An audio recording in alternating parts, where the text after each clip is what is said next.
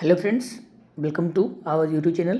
यह डिक्टेशन दैनिक जागरण संपादकीय से लिया गया है, तो जिसकी गति 90 से 100 शब्द प्रति मिनट की होगी। तो चलिए शुरू करते हैं आज का यह डिक्टेशन। Ready, start.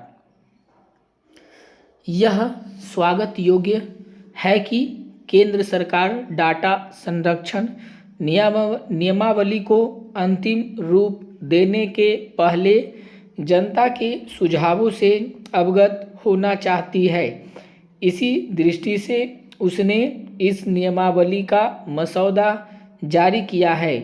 आज डाटा सुरक्षा एक अनिवार्य आवश्यकता है, क्योंकि लोगों के निजी डाटा की चोरी और उसके दुरुपयोग के मामले बढ़ रहे हैं।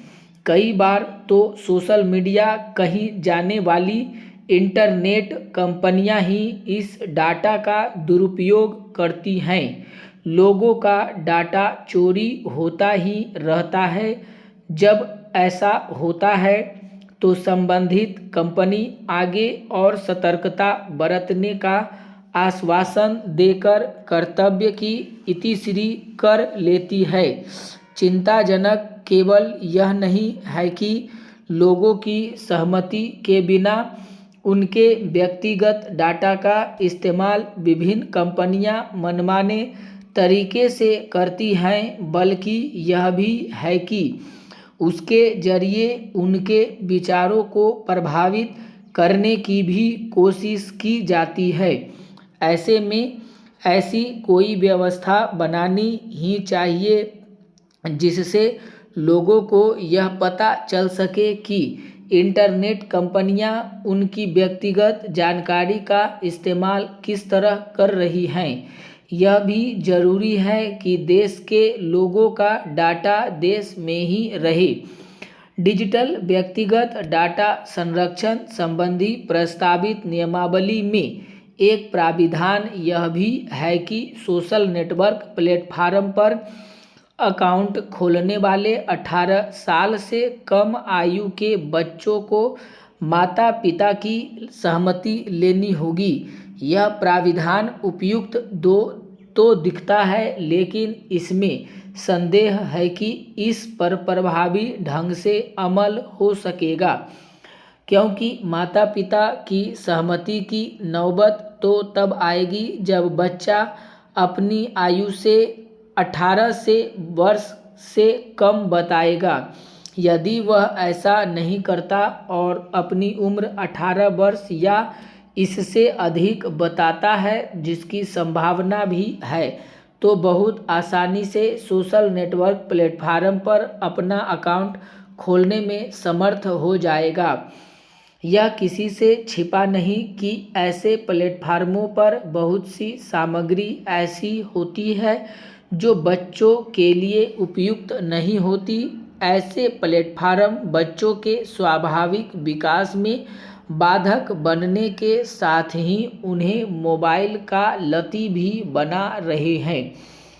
इसके चलते ही ऑस्ट्रेलिया ने अभी हाल में बच्चों को सोशल मीडिया के दुष्प्रभावों से बचाने के लिए यह कानून बना दिया है कि कोई भी सोशल नेटवर्क प्लेटफार्म 16 वर्ष से कम आयु के किसी बच्चे का अकाउंट नहीं खोल सकता। यह बहस का विषय है कि क्या भारत को भी ऐसा करना चाहिए। इस बहस के बीच यह भी समझा जाना चाहिए कि बच्चों को सोशल नेटवर्क साइट्स के दुष्प्रभावों से बचाने की जिम्मेदारी केवल सरकार पर ही नहीं डाली जा सकती। यह जिम्मेदारी अभिभावकों को खुद भी उठानी होगी। उन्हें यह देखना होगा कि यदि उनका बच्चा मोबाइल फ़ोन का उपयोग कर रहा है तो वह किसी तरह की सामग्री देख रहा है। सड़कों और पुलियों का संजाल बिछाकर राज्य में संपर्कता कनेक्टिविटी बढ़ाई जा रही है। सरकार की योजना है कि अगले 2 वर्षों में परिवहन सुविधाओं को इस स्तर तक पहुंचा दिया जाए कि पटना से सुदूर क्षेत्र तक 3 से 3.5 घंटे तक में पहुंचा जा सके। इसके लिए ग्रामीण क्षेत्रों में नए पुलों के निर्माण और पुराने की मरम्मत की प्रक्रिया शुरू कर दी गई है। 8 वर्षों से बंद मुख्यमंत्री सेतु निर्माण योजना को पिछले वर्ष सितंबर में प्रारंभ किए जाने के बाद से ग्रामीण क्षेत्रों में आवागमन को सुगम बनाने पर विशेष ध्यान दिया जा रहा है। ग्रामीण क्षेत्रों के साथ ही पटना सहित राज्य के विभिन्न शहरों के बीच भी सड़क मार्ग से कनेक्टिविटी बढ़ाई जा रही है। द्रुत परिवहन सेवा का लाभ किसानों और पशुपालकों को मिलेगा, लेकिन इसके लिए जरूरी है कि सड़क और पुलियों का निर्माण मानक के अनुसार तथा समय पर हो। पुलों का समय पर नहीं बन पाना बड़ी समस्या है। इससे लागत खर्च तो बढ़ता ही है, लोगों की उम्मीदें भी टूट जाती हैं।